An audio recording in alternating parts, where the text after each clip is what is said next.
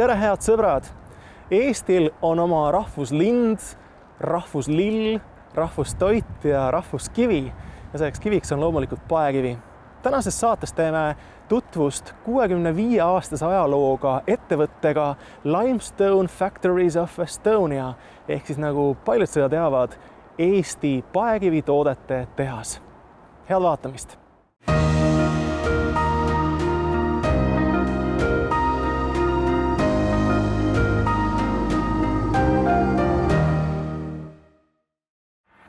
Eestis on paekivi kasutatud Tallinna linna loomisest alates. Igal ajastul on paekivi kaevandatud, töödeldud ja kasutatud paljudel erinevatel viisidel. Paekivi kasutamisel on Eesti rikkalikus ehitusajaloos väga oluline roll. Ka täna on Eestis raske leida viimastel aastatel ehitatud uhkeid elumaju ja büroohooneid, kus ei oleks paekivi kasutatud.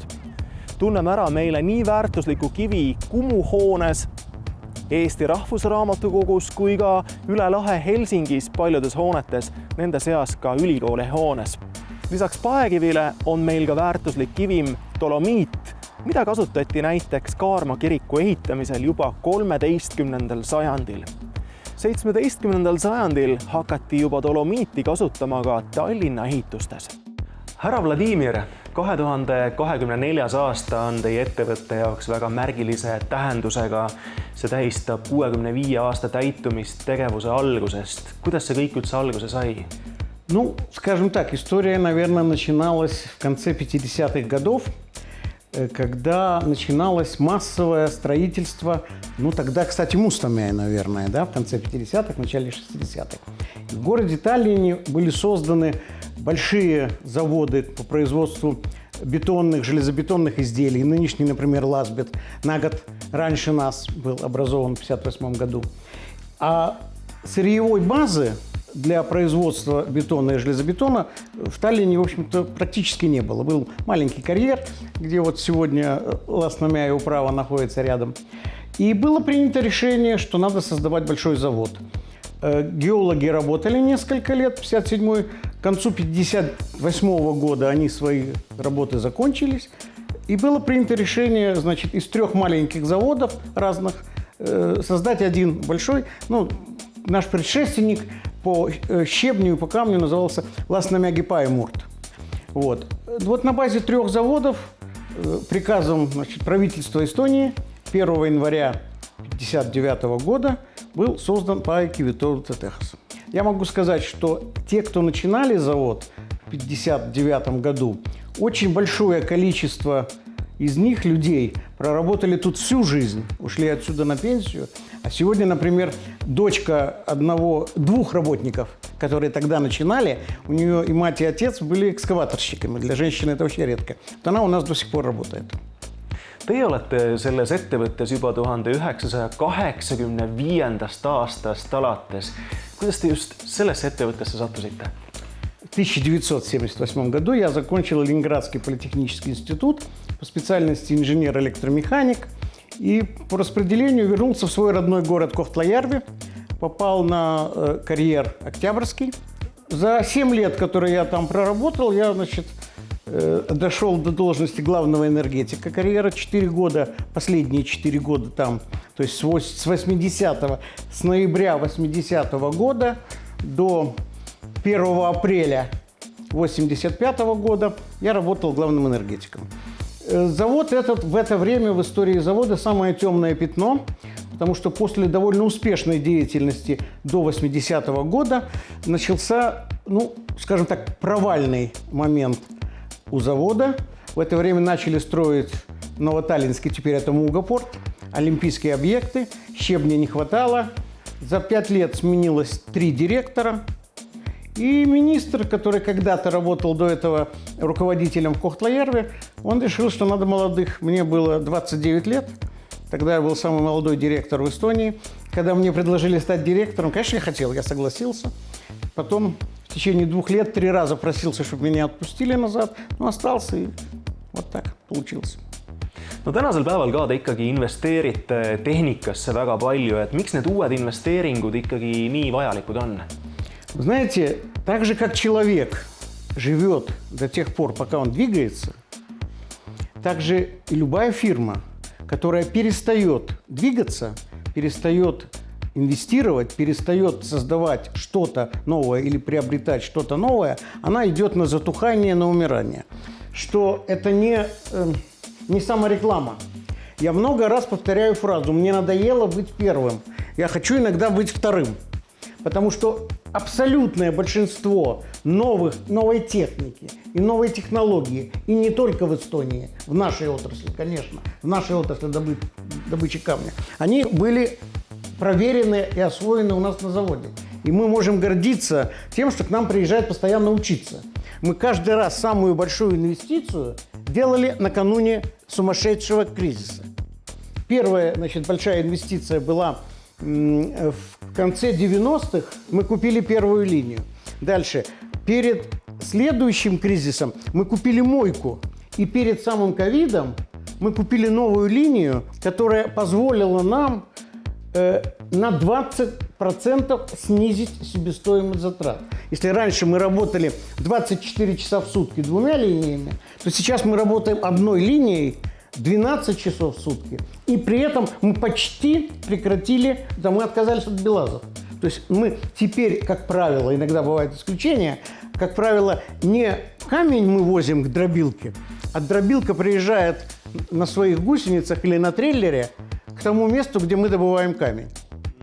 И это позволило, и у него производительность больше, и мы за один год на 20% снизили себестоимость. И каждый раз я говорю, следующая инвестиция будет самая крупная в истории завода. Kuldar, ole hea, räägi meile kaasaegsest tootmisest lähemalt.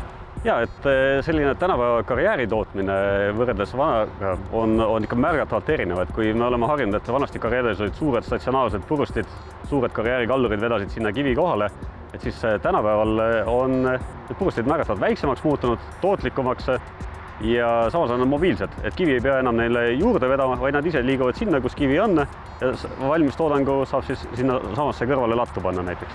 Millised on praegu teie suuremad projektid?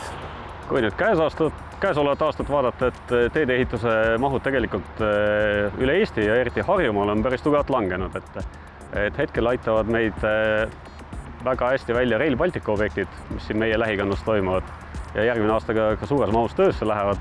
Lisaks on suhteliselt head mahtu üleval hoidnud betooni tootmine, nii ja kui me nüüd võtame siin konkreetseid objekte, siis võib-olla Rail Balticu Smuuli lõik, Vanasadama trammitee ehituse. Aga läbi aegade, kuna karjäär tegutseb 59. aastast saadik, et siis tegelikult kõik suuremad objektid, mis siin Harjumaal on tehtud, on meie materjaliga, et on see siis linnarall või Laagna tee ja lõpetades Reidi tee ja Väo-Ristmikuga näiteks. Te olete Keystrack tehnika ametlik esindaja Eestis. Räägi sellest lähemalt, mida te pakute? Keystrack on tuntud Belgia rasketehnika tootja, kes on oma valdkonna üks innovaatilisemaid seadmete pakkujaid.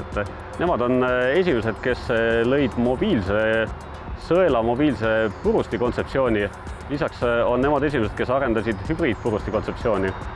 Ehk siis on võimalik töötada nii elektriga kui diiselmootoriga. See annab paindlikkust, võimalust olla tootlikum, teha seda kuluefektiivsemalt.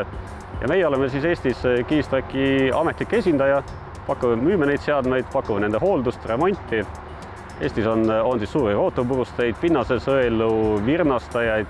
Ja tegelikult Keystracki tootevalik on väga lai, ta katab ära kogu karjääri vajaduse. Nii lõuk, koonus, rootorpurustid, erinevad sõelatüübid, virnastajad. See on äärmiselt lai ja kvaliteediga oleme väga rahul, kuna me oleme peaaegu 5 aastat neid kasutanud, siis jätkame ka edaspidi.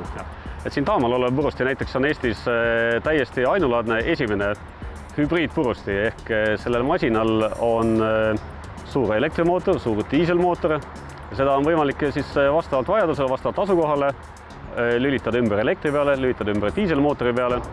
Ja kui meie 2019 selle esimese masina siia soetasime, siis peale seda on see kontseptsioon nüüd vaikselt levinud ja näiteks meie lähikonnas asuv karjäär, kes üheaegselt on meie hea koostööpartner, on ka samas meie konkurent, soetas meie käest samasuguse masina. Seega Kulder, see masinapark, mida me siin näeme, see ongi põhimõtteliselt nagu viimane sõna ja parim tase. Ja täpselt nii, et tegemist on tegelikult isegi mitte ainult Eesti mõistes, aga ka Euroopa mõistes täiesti kõrgtehnoloogiaga. Et selle valdkonna täielik tipptehnoloogia. Andrus, tootmistöös ei jää teil peaaegu üldse jääke, et kuidas see võimalik on? Jaa, täpselt nii, et meil ei jäägi tegelikult jääke, et kui hakata laiemalt seletama, jämedalt 70% lubjakivi purustamisest on killustik, 30% ongi niinimetatud jäägid ehk sõelmed, tuhk, kuidas keegi nimetab. Kõige parem näide tuhast ja jääkidest on Rummu karjääri kõrval asuv Tuhamägi, mida ma arvan kõik inimesed teavad. Ja meie olemegi aastakümneid seda tuhka nüüd siia mägedesse ladustanud ja ei ole leidnud rakendust. Aastal 2008 juurutasime esimese pesuliini ja hakkasime neid jääke pesema. Ja sealt me saamegi paekiviliiva ja mingil määral ka paekivi killustikku. Lisaks saame veel ka ülipent materjali ehk savi, mis on siis ideaalne materjal hüdroisolatsiooni kihiks, mida me ladustame karjääri põhja, et ei seguneks erinevad veekihid. Milline on turul praegu kõige populaarsem toode? Üks kõige populaarsemaid ongi jääkidest saadav paekiviliiv. Et on isegi nii populaarne, et aastal 2016 soetasime teise pesuliini. Ja kui nüüd võtta siin geograafiat, me kõik teame Männiku karjääri ja Männiku karjäär asub pigem lääne pool Tallinnat ja Lääne-Harjumaal, et tema varustab sealkandis, aga ida pool, et lähim liivakarjäär on Kuusalu ja meie oleme täpselt siin kahe vahel ja tänu sellele Viimsist kuni Kiilini võib öelda, et on meie paekiviliiv eraobjektidel nii-öelda täiteks. Ja teine väga populaarne kaup on meil kõrgemargiline 416 paekivi killustik. Ja meie karjäär on juba siin eksisteerinud üle 60 aasta. Selle ajaga on ümber karjääri tekkinud erinevad betooni- ja asfalditehased, kes just vajavadki kõrgemargilist lubjakivi killustikku. Üheks teie tegevuseks on ka rekultiveerimine, et mida see endast kujutab? Ja iga arendaja, kaevandaja kohustus lõpuks on karjäär korrastada ehk rekultiveerida. Meie puhul oleks kõige lihtsam variant nõlvad ära siluda, pumbad välja võtta, tekiks siia 170 hektarit ilusat veekogu Tallinna linna. Aga kuna meie asukoht ongi nii ideaalne, me asume Eesti pealinnas, siis selline maa rakendamine ei ole, ma arvan, kõige mõistlikum ja seetõttu olemegi riigiga, kes on maaomanik ja kohaliku omavalitsusega kokku leppinud ja meie rekultiveerimise korrastamise suund on karjääri täitmine ehk me täidame ehitusjäätmetega karjääri samasse tasapinda, nagu ta omal ajal oli. Tänasel päeval meil kaevandamisluba lõpeb aastal 2039, selleks ajaks peaks riik ja linn saama tagasi 170 hektarit täidetud ala, kuhu saab tulevikus ehitada mida iganes. Aga mida see täitmine täpsemalt veel tähendab? Me võtame vastu ehitusjäätmeid. Esmalt kõik muidugi taaskasutatakse.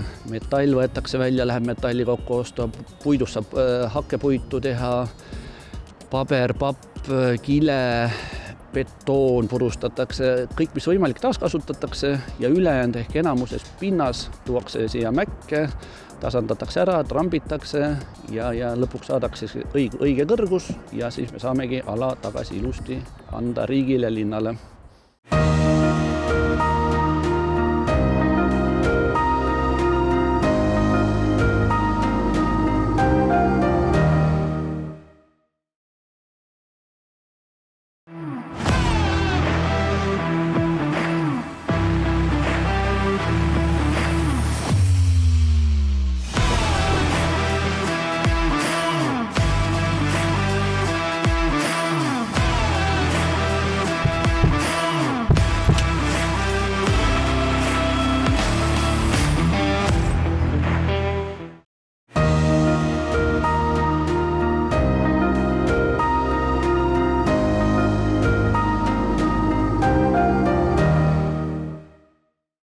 Me oleme nüüd Saaremaal ettevõttes Reval Stone, mida inimesed üldiselt tunnevad ikkagi Saare Dolomiidi nime all.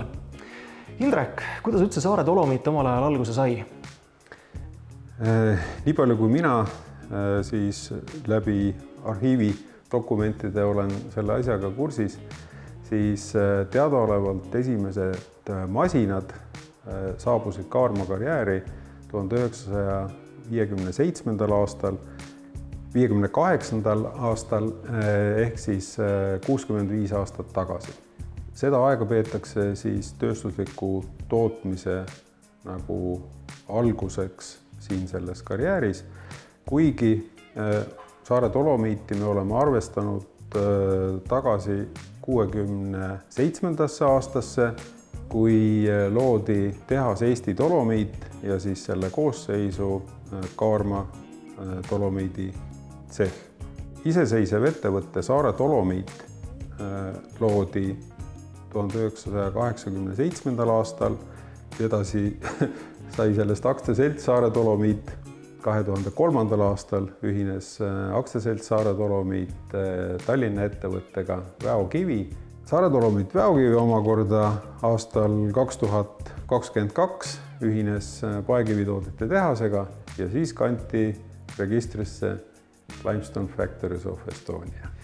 Nii et siis 2022. aastal te liitusite paekivitoodete tehasega ja mida see teie tootmise juures muutis? Paekivitoodete tehasega ühinemise mõte tegelikult ei tekkinud millegist muust kui meie sihtturgudes toimunud muutusest. Eelmisel kümnendil oli meie peamiseks ekspordituruks Venemaa. Sinna läks peaaegu pool meie toodangust ja 90% umbes sellest toodangust oli dolomiit, ehk siis see materjal, mida me kaevandame siin Saaremaal. Erinevatel asjaoludel, enamasti me neid täna teame, Venemaa turg on meil täielikult ära kukkunud, me sinna rohkem ei realiseeri, aga siis hakkasid vilja kandma meie pingutused avamaks endale teist turgu, ehk siis Rootsi turgu ja mahud, mis me suutsime realiseerida Rootsi turule, kasvasid väga kiiresti aastatel 2018-2019. Me nägime, et selle kasvava nõudluse rahuldamiseks me peame hakkama õige pea tegema arvestatavalt investeeringuid oma tootmisvõimsuste kasvatamisse. Aga et sellised julged otsused vastu võtta, pidi meil olema väga selge arusaam ja kindlus oma toorme osas. Ja Rootsi turg nõudis meilt just paekivi. Paekivi me kaevandasime kuni sinnamaani koostöös paekivitoodete tehasega Tallinna karjääris. Mahud olid väikesed, aga see, mis me nägime perspektiivis meile vaja mineva, et rahuldada Rootsi turu nõudlust, nõudis väga selget arusaama ja kindlust toorme osas tulevikus. Me istusime maha, palju sai arutatud ja nõu peetud ja ühel hetkel jõudsime suhteliselt loogilise tulemuseni, mis viiski aastal 2022 aprillis ettevõtete ühinemiseni. Meie põhitootmine siiamaani asub siin Kaarmal. Me oleme küll investeerinud nüüd peale seda, kui meil toorme varustuskindlus on olemas, uutesse seadmetesse, uude plaaditootmise liini, aga põhimõtteliselt me toodame ikkagi selliselt, nagu tootsime varem. Gunnar, dolomiidist saab teha küll vist mida iganes pähe tuleb. Kuidas te seda väärtkivi töötlete? Läbi aegade võib öelda, selles tootmises on kaks sellist põhisuunda. Üks on plaadi tootmine ja teine on siis nagu sellised eridetailid. Kui suur osa täna üldse on käsitööl või teeb kogu töö juba praktiliselt tehnika ära? Käsitöö osa on ikkagi jäänud. Aastaid 10-20 tagasi oli see käsitöö osa suurem, nüüd veidi väiksem, aga ilma käsitööta tundub, et seda tööd teha ei saa. Meie pingid nõuavad suht selliseid tublisid mehi, kes oskavad mitte ainult seda kivi peale tõsta, maha tõsta, vaid seal peab oskama ka arvutiga töötada, nii et samal ajal käsitööga peab olema ka see mees arvutimees. ega tehnika tõesti üksi hakkama ju ei saa, inimest on kõrvale vaja ja kui raske või kui keeruline on leida üldse siia inimest tööle? Tundub, et ei ole eriti keeruline. Inimesed, kes meil töötavad, on siin töötanud väga pikka aega üldjuhul. Siin on inimesed, kes on töötanud 5, 10, 15, 20 aastat, kes on töötanud 30, 35 aastat, no ikka palju. Ja tullakse ka hea meelega ja võetakse see töö Tundub, et tullakse siin ümberkaudsetest asulatest või küladest on mehed, kes töötavad, Kuressaarast käivad, nii et sellega nagu probleemi eriti ei ole. Härra Vladimir, 65 aastat edukat tegutsemist, et millised on ikkagi nüüd teie tulevikuplaanid ja kas Paekivi võiks siiski olla tugev Eesti kaubamärk? Значит, я был среди тех, кто 4 мая 1993 года обратился к тогдашнему президенту Рютелю с тем, чтобы объявить 4 мая, он до сих пор есть, о нем не все знают, День эстонского национального камня. И этим эстонским национальным камнем является известняк Paekivi. Значит, я считаю, что у нашего камня, несмотря на то, что он серого цвета, очень светлое будущее, если мы будем разумно к этому относиться. Мы, это я имею в виду, мы как фирма, мы это как наше правительство, и мы как наш народ, который должен пользоваться тем, что у нас есть. Поэтому я считаю, что перспектива у известняка очень хорошая. У меня на столе лежит два варианта детального плана